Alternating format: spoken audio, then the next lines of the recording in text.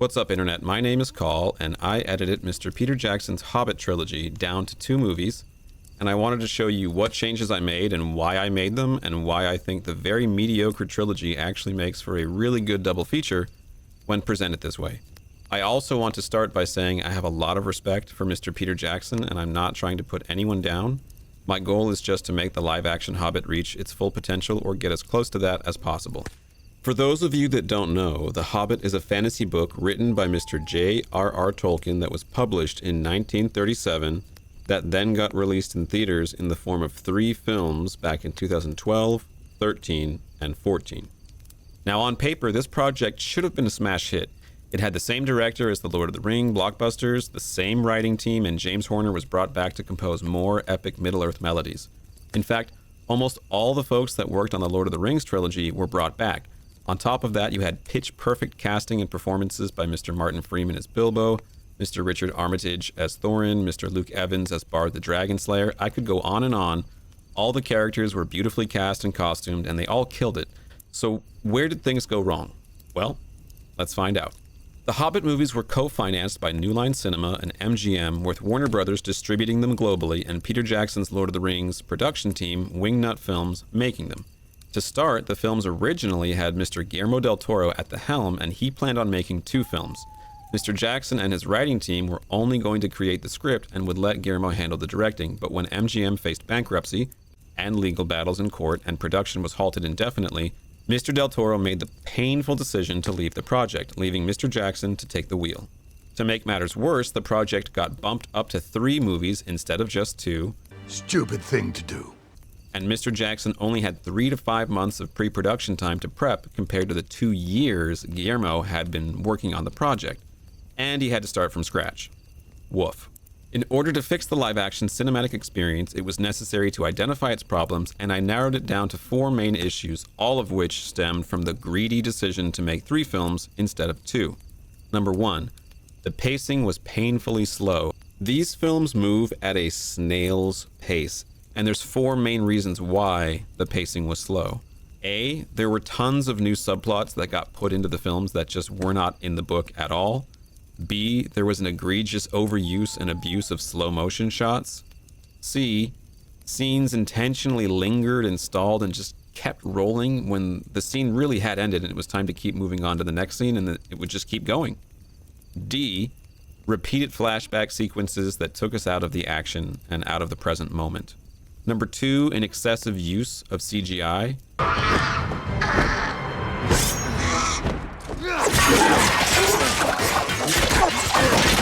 And a lot of it was very cartoony looking, which jeopardized the audience's suspension of disbelief. Mr. Guillermo del Toro was in favor of CGI, but wanted to use it as a last resort, and I couldn't agree more. Number 3, there were too many jokes. Made in Rivendell. Oh, second age. Couldn't give it away. Well, that could have been worse. You got to be joking! Lame ones at that, which were jarring to the tone of Middle-earth and disrupted the audience's immersion in the adventure that's unfolding. Some jokes are okay, just not lame ones like this. Susan! Where? In his jam bags! He doesn't have any jam bags! I am too old for this. And 4, repeated use of mithril levels of plot armor for our main characters that lead to a loss of stakes, which leads the audience to abandon its suspension of disbelief, right? Like if your characters are constantly in positions where they should absolutely be dead, but then magically they're not, you lose any reason to really care. Now, in order to edit the movies properly, I had to have a complete grasp of Tolkien's stories, so I listened to the entire Hobbit book narrated cover to cover by the esteemed Mr. Andy Serkis. And then I read the 1989 graphic novel, which is an extremely faithful and accurate adaptation of Tolkien's book. Now, Mr. Peter Jackson has stated it was his idea to make the project go from being just 2 films to 3 because he discovered there was far more ground to cover in the story than he had originally thought. But I respectfully disagree with that notion, and here's a few reasons why.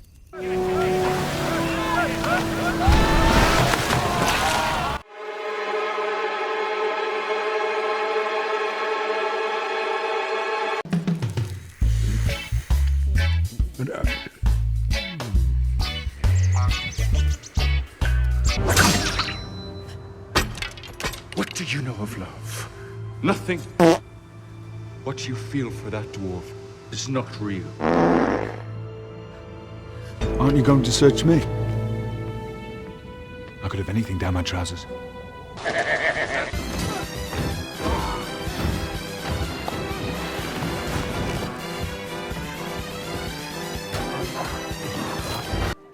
What do you know of my wife? I know her as well as any man in this town.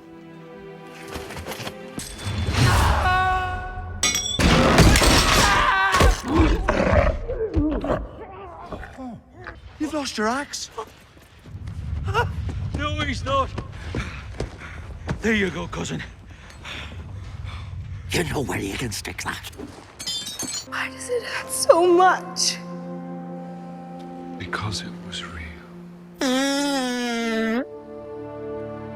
They had time for all that troll shit you just watched, but we didn't have time to show Thorin Oakenshield's funeral in the movie theaters. A vital moment at the end of the story about a main character.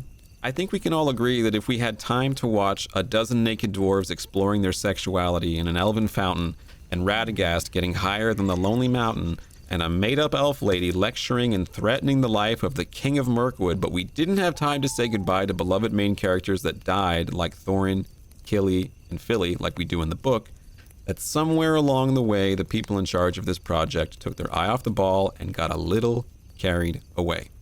I choose to believe that some imbecilic Hollywood studio executives forced Mr. Jackson to make 3 films because they wanted to triple dip, like with The Lord of the Rings, and the Hobbit films, much like Thorin's grandfather, ended up being doomed by dragon sickness and a greed for gold. When you factor in the fact that production was being rushed because the possession of the rights to The Hobbit were not indefinite, and Mr. Jackson had to be hospitalized for stomach ulcers due to stress from filming, I find it very hard to believe that he willingly added a 3rd movie to his very full plate on an already crunched schedule, and he was just being nice by taking the blame for some moronic decisions other people had made. Now, for those of you that don't know, 1 page of script usually equates to 1 minute of screen time, and Mr. Jackson's extended editions run for 532 minutes, which means he plopped down a theoretical 532-page script on the shooting table.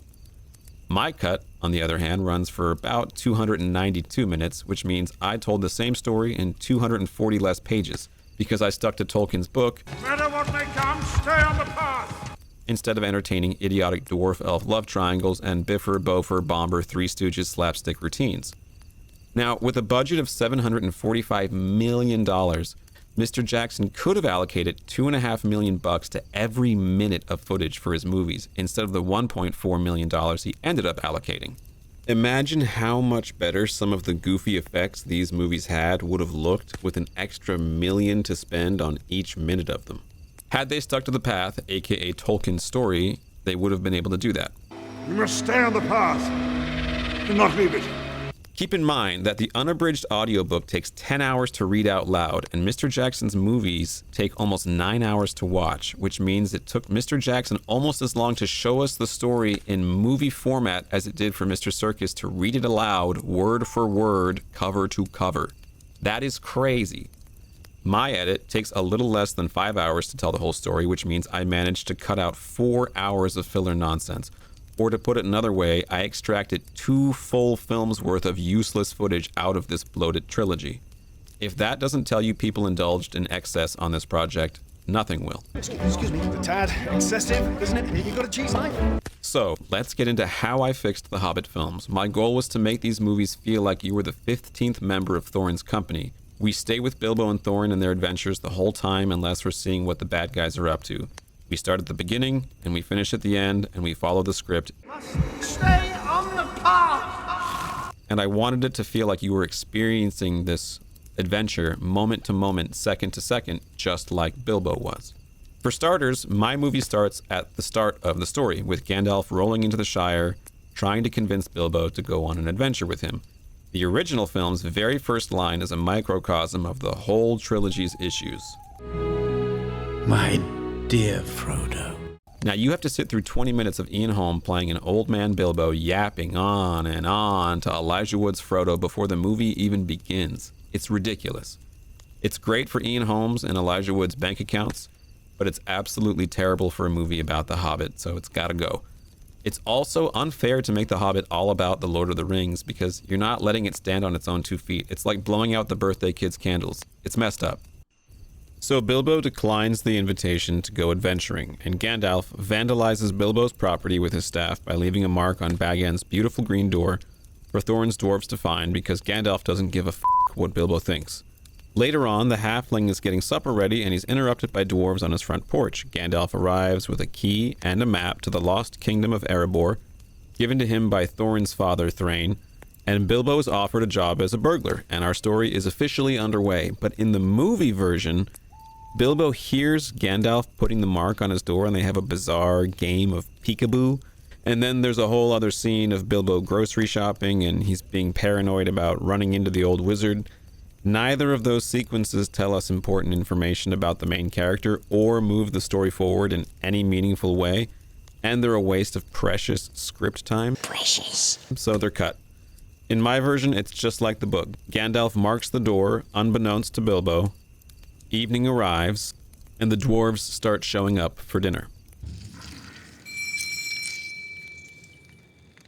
The next change I made was to shorten up the feast scene where the dwarves eat all of Bilbo's food. It goes on for ages, mainly because these films had to constantly stall for time due to the content being overstretched. Sort of stretched, like butter scraped over too much bread.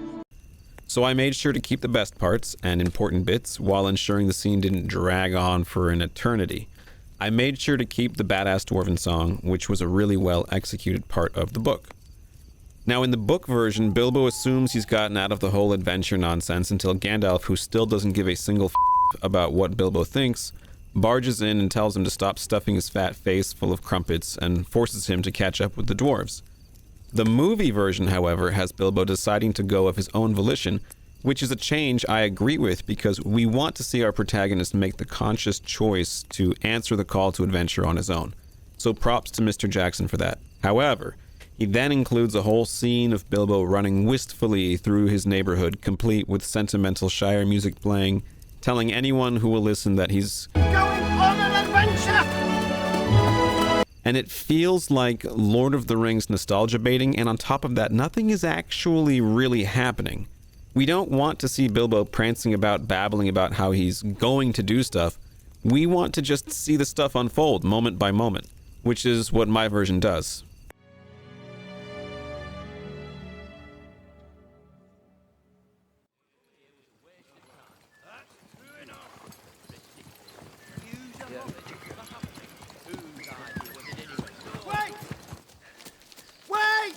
The movie stays on track for a bit, but then Balin tries to derail things by doing a campfire History Channel flashback sequence full of slow motion shots that has nothing to do with Bilbo's journey in The Hobbit.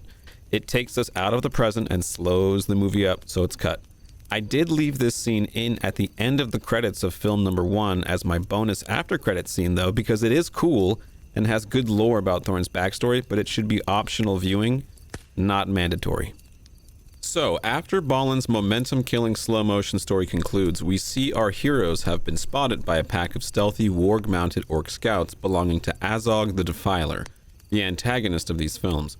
Now, Mr. Jackson decided to make Azog the main villain, a decision I agree with, despite him being killed off 150 years earlier than the events of The Hobbit in Middle-earth lore. He also decided to combine the orcs and wargs into one tribe, whereas in the book, they're allies but separate entities. Now, before you say I've strayed too far off the path, remember, I'm editing the Hobbit movie, not the Hobbit book, and I have to work within that medium. Whether I like Jackson's decisions or not, Azog lives in this version, and our heroes' adversaries need to have a face. Also, if the Hobbit movie was a direct adaptation of the book, it would be a musical. It would have more songs than dwarves. There's literally over a dozen songs in there. Even the graphic novel doesn't try to remain that faithful, and trust me, that's a good thing. Down, down, down to Goblin Town. Ask yourself, if you were a director of a Middle-earth fantasy film, would you rather your main character die dramatically by settling a 150-year beef with an orc chieftain of Moria that decapitated his grandfather in the third act of your film? Or would you rather he just die to some random no-name orcs off-screen like the book handles things? Cinematically speaking, the choice is clear. Also, Azog and his white warg are incredibly badass. He makes for a great foil for Thorin. Next up, we have Radagast the Brown, Well, that would be Radagast, the Brown. a character that is merely mentioned in the book when Gandalf is trying to get street cred with Beorn, the skin-changing bear druid, but Radagast has a huge role in the Peter Jackson movies. Whoever decided the brown wizard's face, hair, and beard and hat should be caked in bird droppings and had him riding a rabbit-drawn sleigh like some deranged homeless Santa Claus must have been smoking some pretty good shit. Aside from the bird feces, I like the costume and the actor's performance a lot, but just like in the book, he has no dialogue or real role in my edit because he's an extremely unnecessary character in this particular story, but by all means, give him his own film or TV show. He's awesome. His first scene in the Jackson movies has him observing the giant spiders invading Mirkwood and helping some of the forest animals fight off the witchcraft sickness that have come with their arrival. Now, was there a necromancer in Dol Guldur at this time in Middle-earth, and did that necromancer end up being Sauron, and did his presence there push spiders and pestilence into Mirkwood Forest, a place Radagast happened to live? Yes. Does that mean we need to see it happen in our Hobbit movie? Hell no. Then there's the troll scene, where our heroes are tagged and bagged and almost cooked alive until Gandalf and Daylight arrive, and the trolls are turned to stone. The main alteration I made here, aside from trimming the fat and keeping the scene chugging along nicely, was changing a corny joke.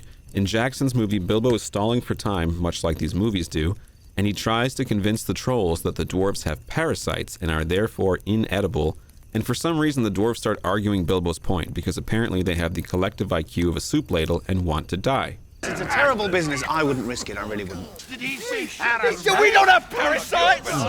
In my version, the dwarves aren't as dumb as trolls and actually have basic survival instincts, and they go with Bilbo's ruse from the beginning, giving Oin a nice comedic moment as he's the quickest to catch on and play along. Check it out. It's a terrible business. I wouldn't risk it. I really wouldn't.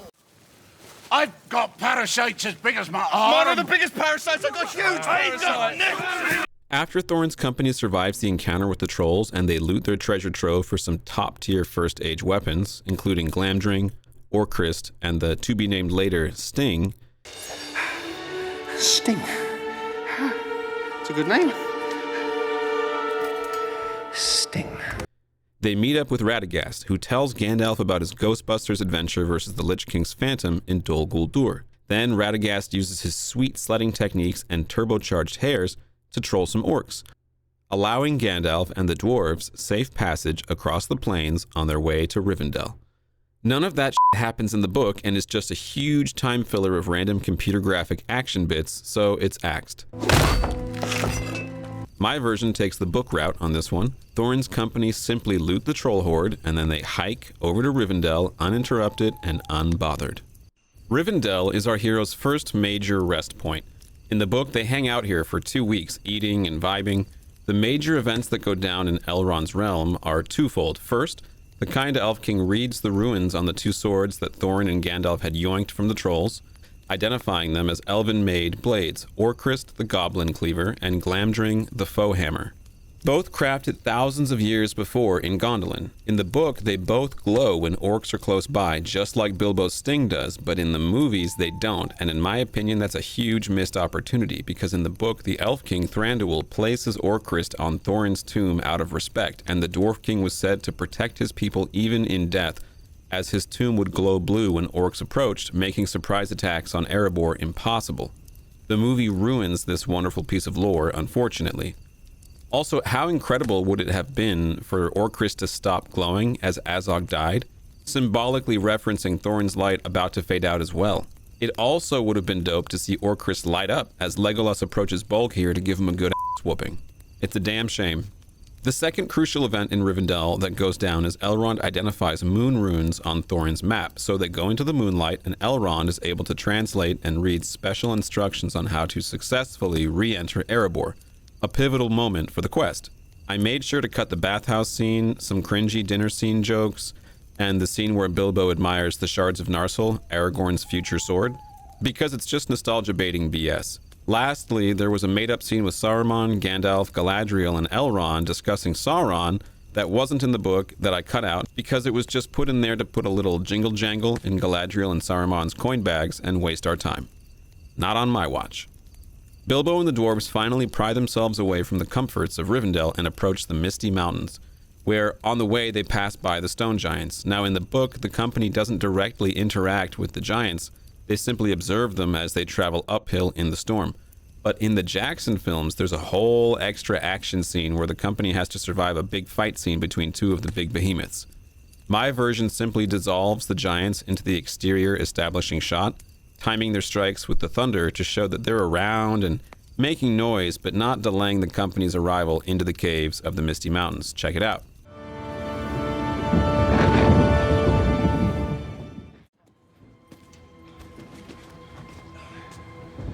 Book Gandalf travels with Thorin's team into the mountains, but movie Gandalf is too busy having made-up meetings with Middle-earth's biggest celebrities to bother.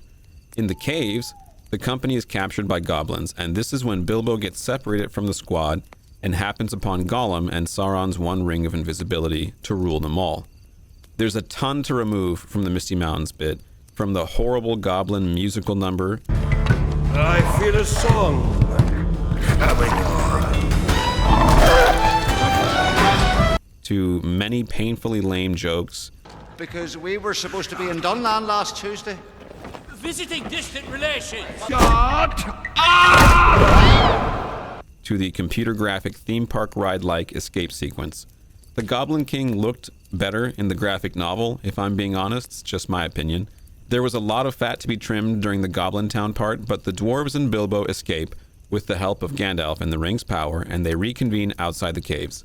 In the book, Bilbo appears out of nowhere, surprising the dwarves, but in the movie we have to watch Bilbo deliberate about whether he wants to reappear or not to the dwarves, and we have to watch this same nonsense play out when Thorin is thinking about fighting Azog, or Legolas is thinking about throwing Orcrist up to Thorin, and in all of those instances I sped it up so we just see it happen instead of watching the characters waffle back and forth and the movie comments on itself.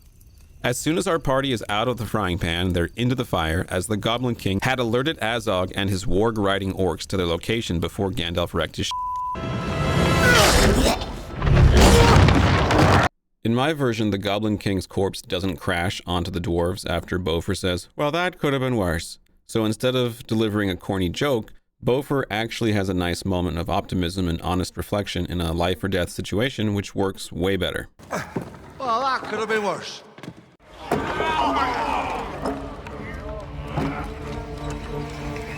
So Azog and his wolf-mounted orcs chase Bilbo, Gandalf, and the dwarves to a cliff's edge and up into the trees.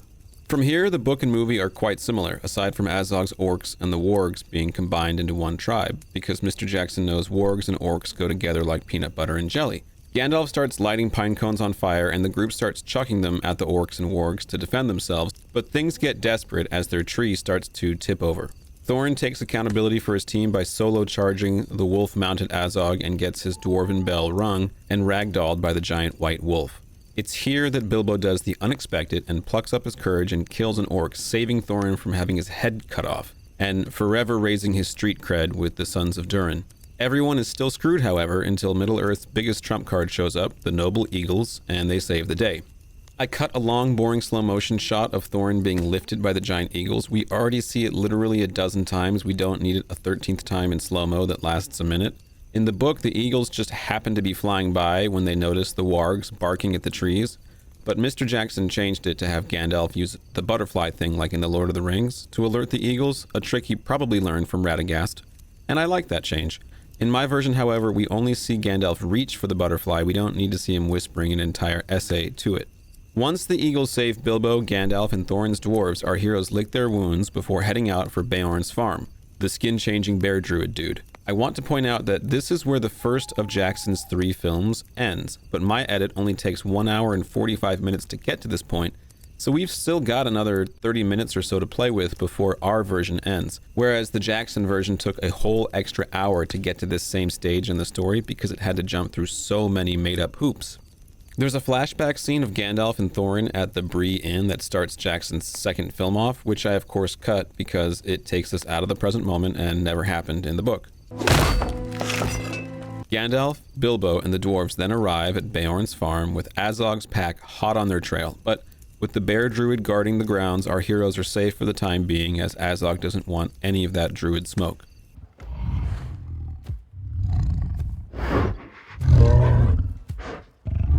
Beorn dislikes dwarves, so Gandalf instructs the company to come out in pairs so as to not overwhelm him. I don't like dwarves. And the extended edition has a funny bit that's also in the book, where Gandalf tells Bomber to come out alone as he counts as two and come out last because he's so fat. No, actually, Bomber, you count as two, so you should come out alone. And if you think Gandalf is wrong, just remember that there's only one dwarf that the Eagles needed to carry with both claws that wasn't an injured Thorin, and that was Bomber.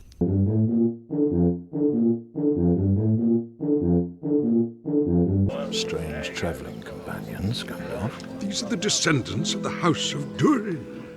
They're surprisingly cultured. The actual scene of Gandalf introducing each set of dwarves is supposed to be hilarious, but it's really just extremely long and cringy and not funny at all, so I axed it. So Beorn graciously feeds everyone and shelters them from the orcs and hooks them up with supplies and ponies to help them as they must now head into Mirkwood Forest. Beorn and his farm are just like in the book, giant friendly bumblebees, the most delicious natural foods you could imagine, chill animals like ponies hanging around.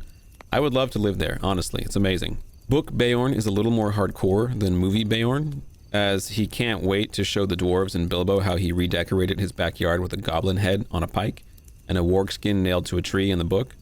Needless to say, the dwarves left Beorn's ponies at the entrance to Mirkwood Forest as instructed. Now, Mirkwood is where my first film starts to wrap up. Gandalf leaves Bilbo and the dwarves at the edge of the woods, and I treat his absence like the book does. He's gone, and we don't worry about it. Thorin's company gets lost and disoriented by the dark forest's magic and get captured by the giant spiders. Bilbo frees his friends, and they fight the arachnids until Thranduil's son, Legolas, and the Mirkwood elves show up and capture the dwarves, and Legolas confiscates Orcrist from Thorin. Bilbo uses the invisibility ring to stay hidden and sneaks into King Thranduil's elven kingdom, frees the dwarves from their prison cells, smuggles them down into the cellars into wine barrels, where they then float downriver towards Lake Town and the Lonely Mountain. And that's where my first film ends, a cliffhanger of our heroes dangerously sailing down whitewater rapids in barrels. This very conveniently removes the entire cartoony Splash Mountain theme park fight ride with the orcs that was truly terrible and not in the book. In my version, film 1 ends with our heroes dangerously navigating their barrels down the treacherous waters of the river. And film 2 opens with the barrels coming to a rest at the bottom of the river. Easy peasy. There was a lot to cut from the Mirkwood section. At the start, Galadriel yaps about Sauron to Gandalf or whatever. Who cares? It's cut. I sped up Thorin's company getting lost as it feels like it never ends, removing scenes of Bilbo tripping out and seeing himself and walking backwards. I cut the part where Gloin points out Gimli's kid picture to Legolas, but you can still see it. We just don't want to see Legolas react to it. He just makes fun of Gloin's wife, so the overt nods to the Lord of the Rings are now subtle Easter eggs. Who is this? Your brother? That is my wife.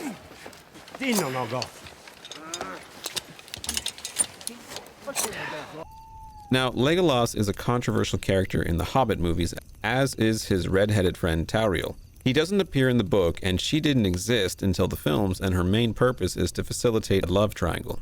Stupid thing to do. Keep in mind that even Legolas's dad Thranduil didn't have a name in the book. He was just the Elven King, because Tolkien hadn't invented Thranduil's name yet, and Legolas wasn't in the lore because he hadn't been invented by Tolkien yet. I don't mind Legolas's inclusion in the films as long as he doesn't try to take them over. He's the Prince of Mirkwood and thousands of years old and would probably jump at the chance to decapitate some orc noobs if his dad went off to war. Bilbo and Thorin essentially travel through Legolas's backyard and into his house, so I think it's fine to have him capture them during the spider fight. He's also woven deeply into the context of the films to the point where removing him would be jarring and confusing to the viewer as he's involved in scenes with key characters and key plot points. Tauriel is a cancer to the Jackson movies, but I actually like her design a lot. She was Guillermo del Toro's idea originally, but the script makes her incredibly annoying. She is argumentative and disobedient and cuckolds Legolas for a dwarf and threatens the life of the king, aka Thranduil. It feels like her character got sabotaged by Hollywood agendas. None of that is in my edit though. She's just a chill sidekick to Legolas that is good-natured and helpful and stays out of the script's way. You'd be amazed at how much more likable she is when edited to just be another background elf character in the world of Middle-earth like Elrond's assistant Lindir, another character not in the book, but nobody complained about that guy. There's a scene where Bilbo reacts to how he had savagely curb-stomped a baby spider that had touched his precious. That I cut, because seeing Bilbo act so violently and aggressively already tells us everything we need to see as a viewer. We don't need to waste time watching the character reviewing the scene they just did. Then there's a scene of Tauriel saving Killy from a spider that I cut, because in my version they never even interact or even look at each other, and we are all better off for it. Then in the dungeons, Killy flirts with Tauriel as Legolas watches on from the shadows like an absolute weirdo. Cut. Yeah! Then we have a scene of King Thranduil talking to Tauriel about how much Legolas thinks she's a babe, and he's kind of like prying about, are you guys dating? It's shocking that they wasted script time on stuff like this. Cut. Then Killy flirts some more and shows Tauriel his pet rock, and she falls madly in love with him because his pet rock is so cool. And Legolas continues to monitor things from his cuckold chair in the corner. This is truly some bizarre stuff to put into a script. It's crazy that you bend the rules and put Legolas in a movie where he's not in the book, but then you use him like this. It's shocking. Cut. Lastly, Thranduil and Legolas and Tauriel interrogate an orc from the Splash Mountain fight scene I deleted from existence, and the orc taunts Tauriel because apparently he knows how much she loves Killy, that random dwarf she just met that he happened to shoot with a poison arrow. Truly insane stuff. Cut.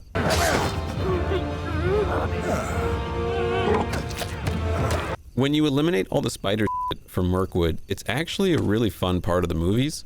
The arachnids are terrifying and the action is riveting and they look really cool. Thranduil is hilarious and very charismatic and over the top, but in a good way. Do not talk to me of dragon fire. I know its wrath and ruin. I have faced the great serpents of the north. And Legolas is a badass, you know? Legolas is Legolas. Jackson's version of Mirkwood just gets in its own way, but once you lean it down, it clips along nicely and keeps the viewer captivated. My second film is all about Lake Town and Erebor. Thorin's company barnacles their way into Lake Town in the barrels and make a deal with the men there to supply them in exchange for treasure upon successfully re-entering the Lonely Mountain. The men of Lake Town agree, and Bilbo and the dwarves wake Smaug the dragon back up, and he flies over to Lake Town and obliterates it. Bard, a man of the lake, slays Smaug with his black arrow, and the men of Lake Town and Thranduil's elves travel to Erebor for the treasure and compensation for all the damages. Before the dwarves, elves, and men can really scrap over the loot, the orcs of Gundabad and Dol Guldur show up, and the Battle of the Five Armies is on. The barrel escape down the river is the perfect midway point. Part 1 is Bilbo and the dwarves' early adventures in Rivendell, Goblin Town, and Mirkwood, and Part 2 is the end game of the quest, the dragon destroying Lake Town and the Battle of the Five Armies at the Dwarven Stronghold.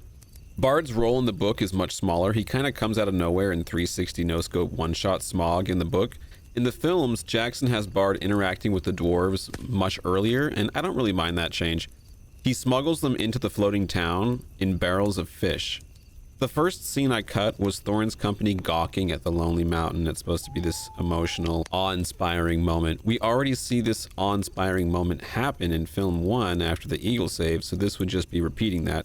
The next scene I cut was Alfred, a made-up character that has way too much screen time in the Jackson films. The actor is really funny. It's just, much like Tauriel is a good actor and a cool character and does a good job in a vacuum, also cancerous for the movie. Tauriel is cancer in the Jackson movies script-wise, and so is this guy, Alfred. And so is the Master, but at least the Master, the head of the town in Lake Town, is at least in the book. So Alfred almost discovers the dwarves inside of the fish barrels Bard is smuggling them in. And just like Bilbo's plan to escape Mirkwood in the barrels should have and did indeed work out, Bard's plan to smuggle the dwarves in fish barrels should also simply work. There doesn't always have to be some extra problem. There we are. All in order.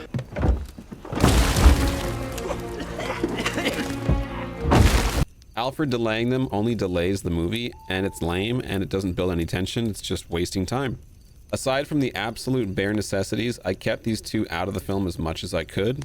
Next, I cut the scene of Bard uncovering Thorin's true intentions and identity via some old tapestry detective work, since they lied to him when he smuggled them in and told him they were simply merchants visiting family. This scene does nothing for the movie, as Thorin tells the Master and the town his intentions anyway after the dwarves get caught trying to steal weapons, since the Mirkwood elves had taken theirs. And in the book, he just shows up immediately and goes, "Yo, I'm Thorin. Here's what I want to do." So it's even more unnecessary. Then I cut a scene of Oin, the team's healer, asking Alfred for medicine for Killy, who's injured.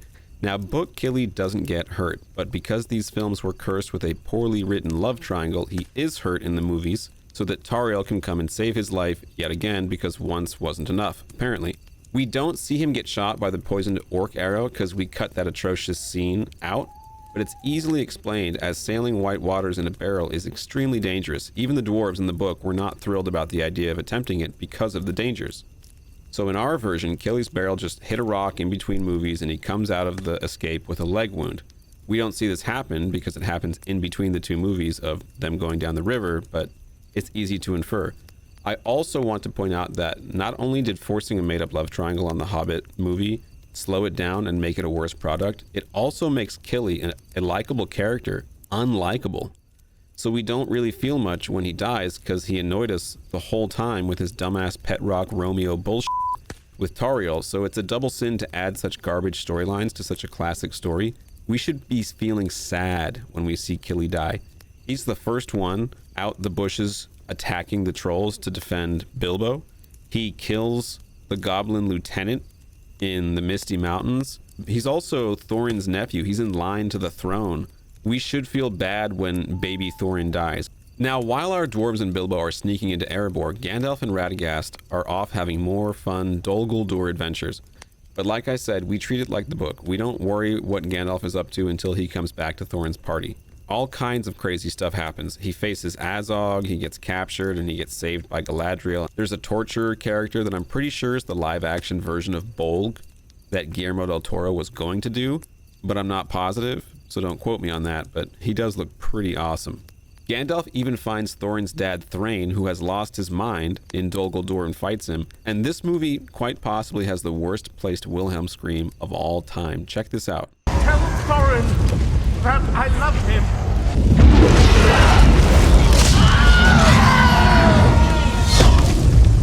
It's absolutely bonkers how much nonsense they do in Dol Guldur, and I cut all of that stuff out. Dol Guldur is in the movie, but all these nonsense scenes that we don't need in The Hobbit are not.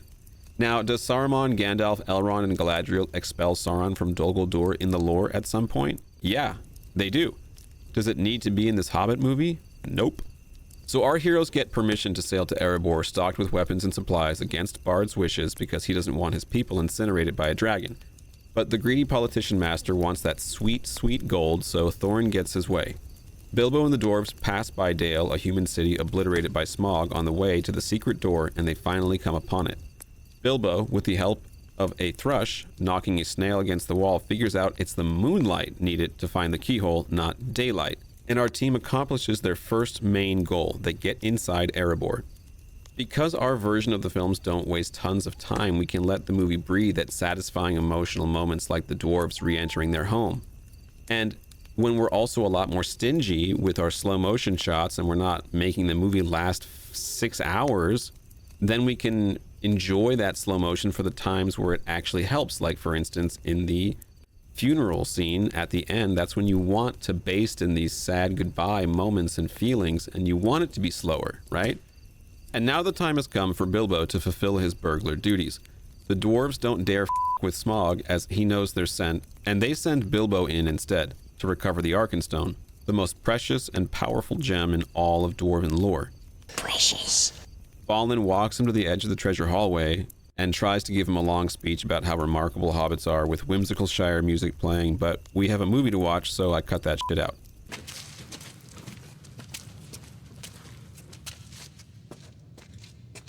Next, there's a whole subplot of Bard attempting to save his town from an impending dragon attack by using the gigantic black arrows meant for those dwarven lances that Thorin sees when he first comes to Lake Town. Bard ends up getting arrested and thrown in jail.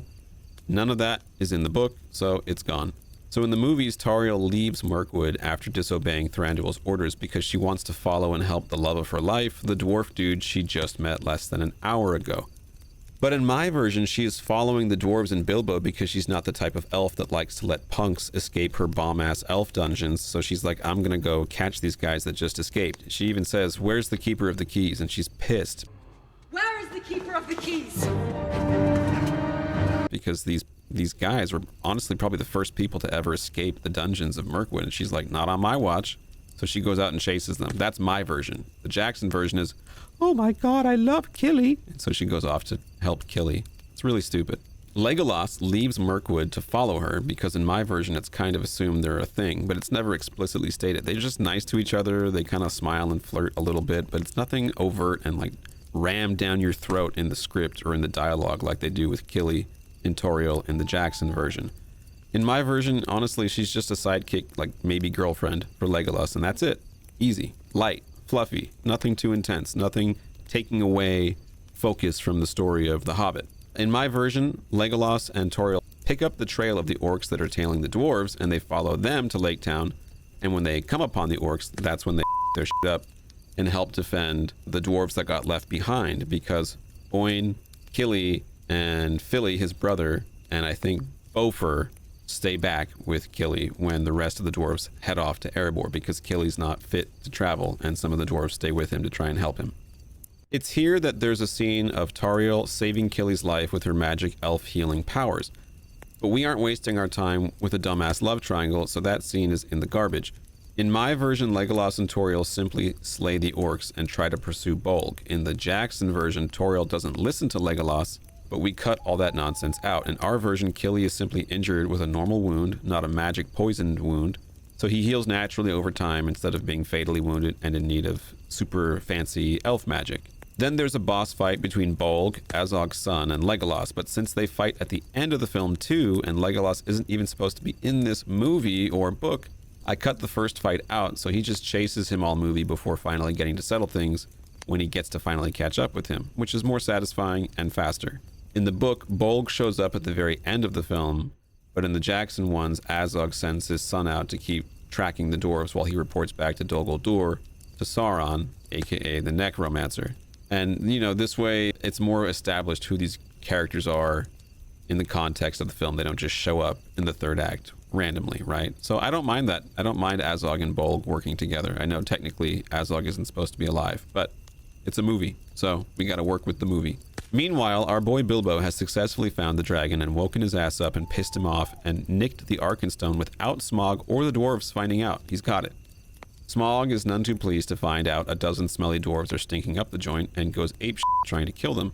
It's here that the dwarves kind of fight with Smaug, stuff that doesn't happen in the book. It would be hard to edit this stuff out, so I keep them fighting with Smaug even though it doesn't happen, because so much context would be lost if you cut all that stuff out. It would be confusing and not make sense anymore, to be quite honest. But basically they trick Smaug into turning the furnaces on with his fire by taunting him, and then they heat up some gold and give him a molten gold swirly and bully his ass, which humiliates and enrages him, and then he splits for Lake Town to spite the dwarves by killing everyone he can there, since he's pissed off about getting wedgied by the dwarves. I cut the part where Thorin falls onto and balances on Smaug's face. If Smaug can't kill you in this situation, he is never going to kill you, and he is an absolute failure of a dragon. In my version, Thorin simply ziplines up like Batman with Dwalin's help and survives a miraculous escape, as opposed to Smaug literally biting the line, catching him, and then balancing Thorin on his nose like a seal balances a beach ball, and then Thorin survives 2 miraculous things instead of just 1. Mine's faster and less preposterous. Check it out.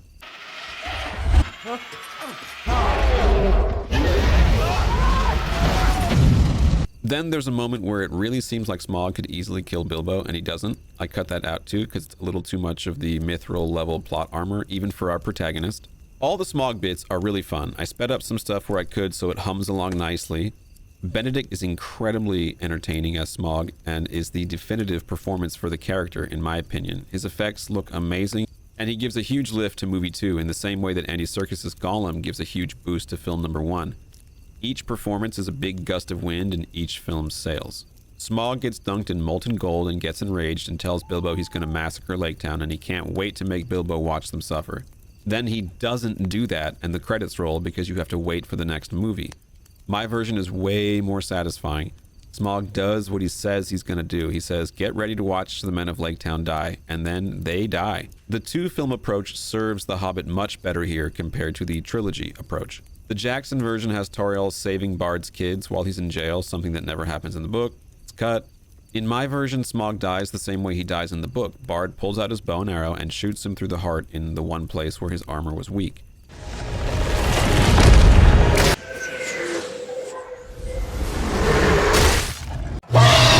In the movie version, however, because they had to drag shit out, Bard kills Smaug with the gigantic f***ing arrow meant for the dwarven lances, and he uses his son to aim the missile-sized arrow over his shoulder. Smaug talks a lot of shit the whole time this is happening. It's all in slow motion. It's also wild and extra. In my version, it's much simpler in how Tolkien had it. He just shoots him with a regular arrow and hits him in the spot where there was no armor.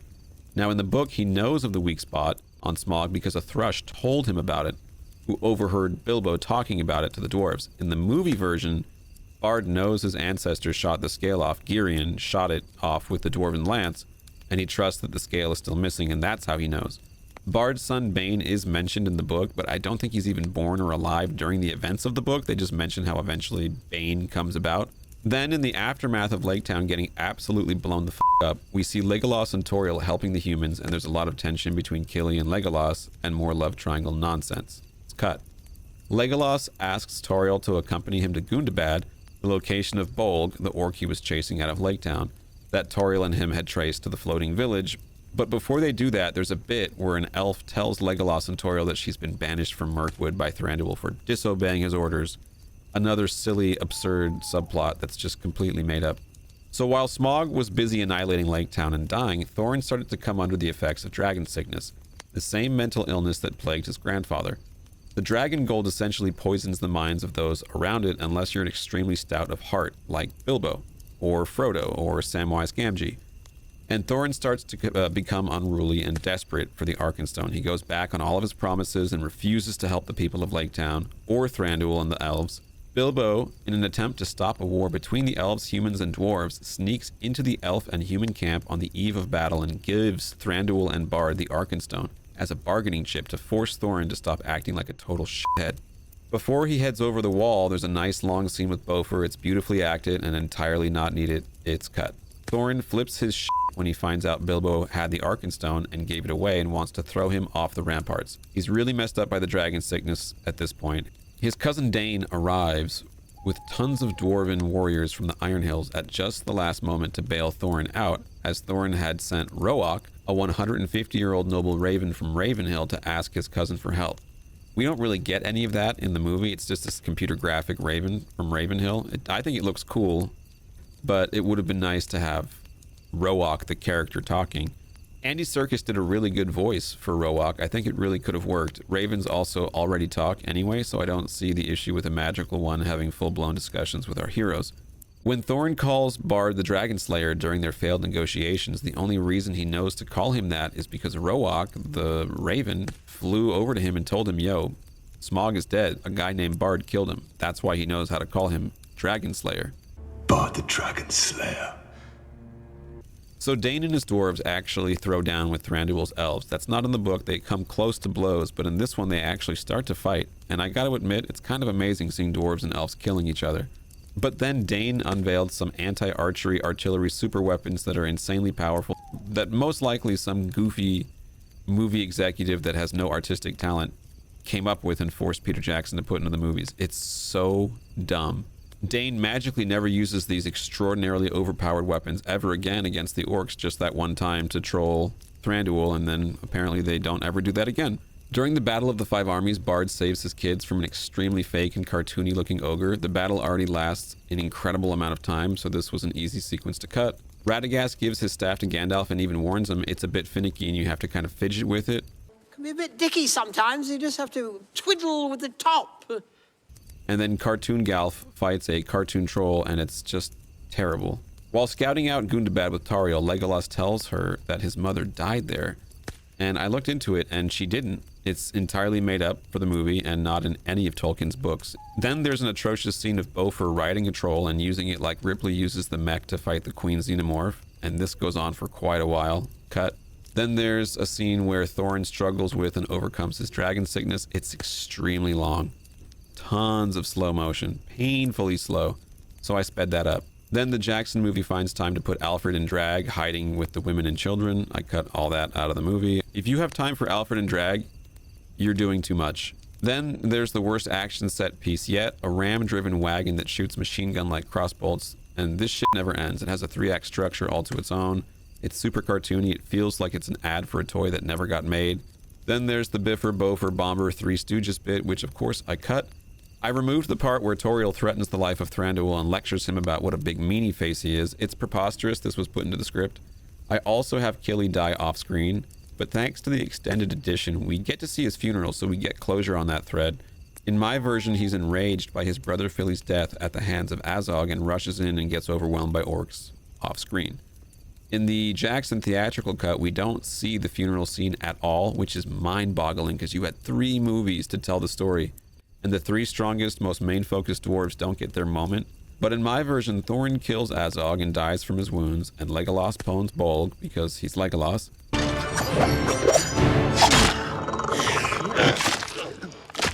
And prosperity and peace come to Erebor and Laketown and Dale. Bilbo goes home a much richer halfling, picks up the troll treasure they stored back in film 1 with Gandalf, and return home to find the citizens of the Shire selling off all of his shit because they thought he was dead. He puts a stop to all that, and that's the end of our awesome adventure. There was a scene with Thranduil telling Legolas to find Aragorn. It's so unnecessary. He's like, Legolas, there is a ranger. You should see him and meet him. He's super cool. So crazy. There's also a scene with Tauriel mourning Killy's body as Legolas yet again looks on from Cucktown. And then they include old Bilbo Ian Holmes' random inclusion at the very end of the movie to remind you that he was in the beginning of the first movie for no reason. In conclusion, you'd be amazed at how much more engaging and emotionally captivating the live-action Hobbit can be when it's a briskly paced double feature, in which both films run under 2.5 hours and it takes itself seriously versus having to endure a slop-it trilogy in which all the films run for almost 3 hours a pop and flip-flop in tone more than Gollum flips personalities. The main things I would have changed is I would have had Glamdring and Orcris glow, just like Sting glows. I'd have a lot more black blood for the orcs since these movies are actually pretty violent. The PG-13 rating is probably why there wasn't a lot of black blood in there, but there should be. So many people's heads get chopped off their shoulders in these movies. Why did you do that? You promised to set him free. And I did. And I would have kept how Tolkien's version has birds that are magical and intelligent and can talk. Roark is an awesome character, and the thrush is a magical bird that has a special symbiotic relationship with the humans of Dale, which is cool. That's how Bard was able to learn about Smaug's weakness in the book. He could understand the thrush, which Bilbo and the dwarves could not. But they could easily understand the common tongue, aka Westron, which the raven Roark does speak. Jackson actually did do a good job of showing this a little bit with Radagast. The old fortress. Show me.